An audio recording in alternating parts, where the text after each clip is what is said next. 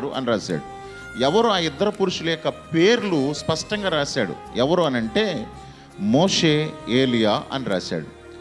కనుక మోషే, ఏలియా అని పేరు ఇక్కడ రాశారు కాబట్టి దేవుని రాకడలో వచ్చే ఇద్దరు సాక్షులు కూడా వీరే అయి ఉంటారనేది చాలామంది యొక్క ఆలోచన. ఎందుకనంటే ఇక్కడ పేర్లు చెప్పిన దేవుడు ప్రకటన గ్రంథంలో మాత్రం ఇద్దరు సాక్షుల యొక్క పేర్లు చెప్పలేదు. ఎందుకు చెప్పలేదు అనే దాని గురించి ఈరోజు నేను మీకు వివరించాలని ఆశపడుతున్నాను. ఇక్కడ మోషే, ఏలియా వచ్చారు. వీళ్ళిద్దరి జీవిత చరిత్ర గురించి ఆలోచించినట్లయితే ఒక వ్యక్తి చనిపోయిన వ్యక్తి, ఒక వ్యక్తి చనిపోని వ్యక్తి.